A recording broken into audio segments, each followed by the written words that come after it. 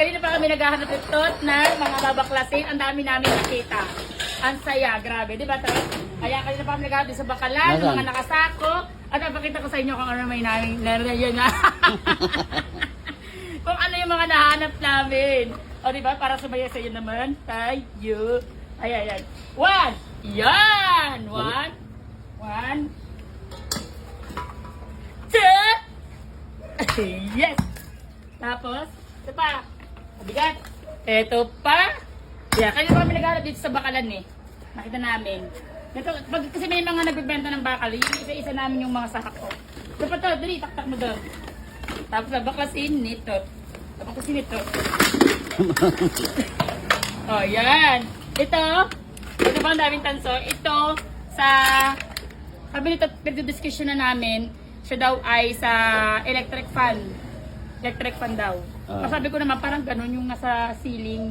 Ang tawag doon ay yung ceiling fan? Hindi ceiling fan. Yung LED light. Basta ganun. Basta may tanso. Importante. At saka ito, hindi ko alam kung ano to. Ayan o. Ayan. Tignan nyo, no? Hindi mo alam kung ano to. Eh di may tanso, yun lang. O basta may tanso lang. Hindi ko alam kung saan siya galing. Sama-sama siya o dami. Ayan o, may tanso din. At tanso din. Ayan. Tapos, ibabaklasin ito. At dahil nakuha natin sa bakalan ang water pump, ay papahulaan natin sa mga junk shop boys at gusto ko maglibre ng milk tea. Yung aming milk tea shop, palilibre ako ng 59 pesos na milk tea ang makakahula. Tama, 59. Ang makakahula kung yung guhit, yung tanso ng water pump. Ang problema, baka mamaya alum siya. Hindi, tanso.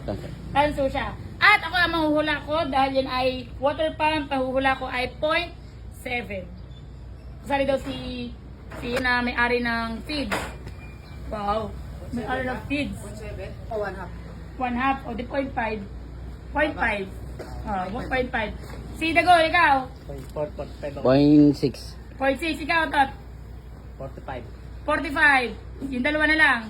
Oh, sa hindi nga milk tea, 59 pesos, ha? Okay, go! Babakasin na, Tot. Sinitot ang water pump. Pasok, Tot! Sasayaw sila.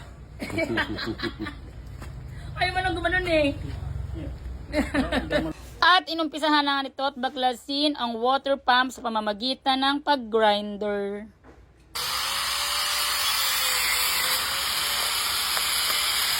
Kapag bibilihin mo to, kikiluhin mo lang siya sa bakal. Kasi nga, mas madalas ang alum niyan. Bibihira ang tanso ng water pump. Swertihan na lang talaga ako magiging tanso yan. Ay, hindi pala swerte kasi konting guhit lang naman yan. Eh, magkano lang naman yon? Kasi nga, nagko-cost ka pa ng labor.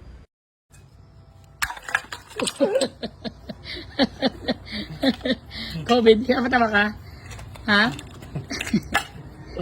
Madali lang naman yan baklasin kasi nga alum. Meron kasing pondido at meron alum. Mas madali kapag alum kasi madali siyang madurog. Kaya doon sa mga nag-uumpisa ng junk shop, palagi nyong i-check yung mga bakal na nakasako.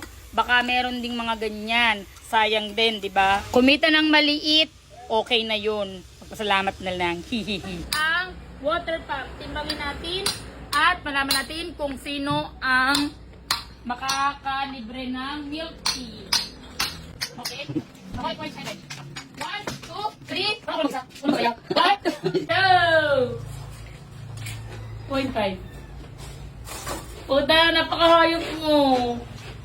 Ang galing ko talaga. Ba't ang galing ko lagi manghula? Alam niyo ang bulok.